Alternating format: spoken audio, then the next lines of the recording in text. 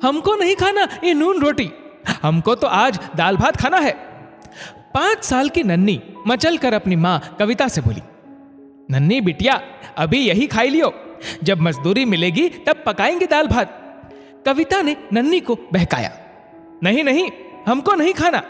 नन्ही फिर मचली, हमार नन्ही तो बड़ी सयानी है, माई को ऐसे परेशान नहीं करेगी वो। जब ये लॉकडाउन खत्म हो जाएगा, माई मजदूरी पर जाएगी, तब नन्ही के लिए दाल भात पकाएगी। अभी तो नन्ही यही खाएगी, फिर नन्ही मीठी सी नींद सो जाएगी। फिर नन्ही के सपनों में परी आएगी, परी जादू की छड़ी घुमाएगी और नन्ही ढेर सारे पकवान खाएगी। कविता ने बहलाकर नन्ही को खाना खिलाया। खाना खा नन्ही सो गई। नन्ही अपनी माँ और बड़े भाई के साथ दिल्ली की एक झोपड़पट्टी में रहती है। उसका बापू गांव गया था फसल कटवाने और तभी लॉकडाउन लग गया। कविता और नन्ही का बापू सुरेश दोनों मजदूरी करते हैं। अब लॉकडाउन में मजदूरी बंद हो गई और कविता के पास जो थोड़ा बहुत राशन था उसी से बच्चों का पेट भर रही थी।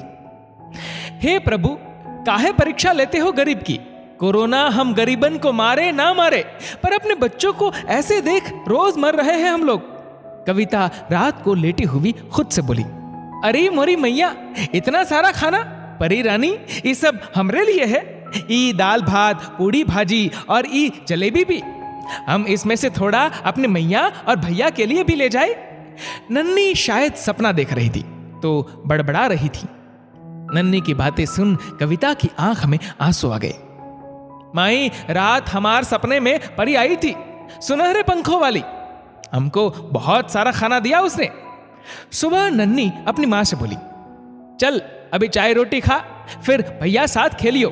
कविता बोली, माई, परी रानी सच्ची में नहीं आ सकती क्या हमको अच्छा खाना देने? माई, क्या सपने सच नहीं होते? नन्ही माँ से बोली, होंगे मेरी नन्ही गुड़िया, थोड़े दिन रुक जा बस। कविता अपने आंसू पीते हुए बोली। अब नन्ही रोज यही सपना देखती, परी आएगी, खाना लाएगी। कविता दीदी बाहर आओ, पता है तुम्हें, एक एनजीओ वाले बाहर खाना बांट रहे हैं, सब जा रहे हैं, चलो तुम भी। एक सुबह पड़ोसन सुशीला आकर बोली। कविता नन्ही को ले सुशीला के साथ चल दी। वहां एनजीओ के बहुत से कार्यकर्ता खाना बांट रहे थे। आप परी हो, पर आपके सुनहरे पंख कहाँ है? खाना बांटती काव्या से नन्ही बोली। क्या मतलब बेटा? काव्या ने नन्ही से पूछा। आप वही परी हो ना जो रोज हमारे सपने में आके हमको अच्छा अच्छा खाना देती थी?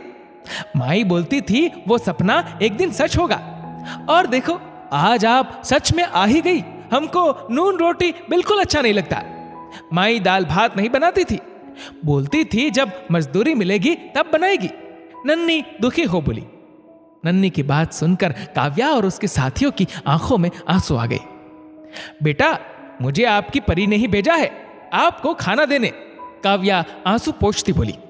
काव्या और उसके साथियों से जितना हो सका वहां सबकी मदद की, क्योंकि वहां नन्ही जैसे कितने बच्चे थे जो 2 वक्त की रोटी के भी सपने देखा करते थे। इतना सारा खाना? नन्ही आंखें चौड़ी करते हुए बोली। हाँ बेटा, आप पेट भर कर खाओ, हम फिर आएंगे आपके लिए इससे भी अच्छा खाना लेकर। काव्या का साथी राघव बोला। माई देखो, हमारा सपना सच हो गया, नन्ही खुश होते हुए बोली। काव्या ने भरी आंखों से कुछ रुपए नन्ही की मां के हाथ में दिए और चुपचाप चली गई वहां से। आज सोते हुए नन्ही के चेहरे पर प्यारी सी मुस्कान थी। उसका सपना जो सच हो गया था।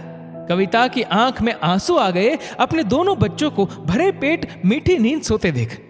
पर आज ये आंसू खुशी के थे। एक मां जो थी वो। सच में दोस्तों, कुछ लोगों के लिए छोटी छोटी जरूरत पूरी करना भी एक सपना होता है। हमारे बच्चे जिस खाने को नाक मुंह चढ़ा के खाते हैं, वही खाना नन्ही जैसे बच्चों का सपना होता है। जितना हो सके ऐसे लोगों की मदद करनी चाहिए। आपके द्वारा की गई छोटी सी मदद किसी मासूम के चेहरे पर मीठी मुस्कान ला सकती है। इस वीडियो को लेकर आपकी क्या राय है, नीचे कमेंट करके जरूर बताएगा। और अगर आपको वीडियो अच्छा लगा हो तो इस वीडियो को लाइक करेगा, शेयर करेगा ज्यादा से ज्यादा लोगों तक। और ऐसे ही और भी इंस्पिरेशनल वीडियोस के लिए सब्सक्राइब करें हमारे यूट्यूब चैनल को और फेसबुक पर फॉलो करें हमारे पेज को। धन्यवाद।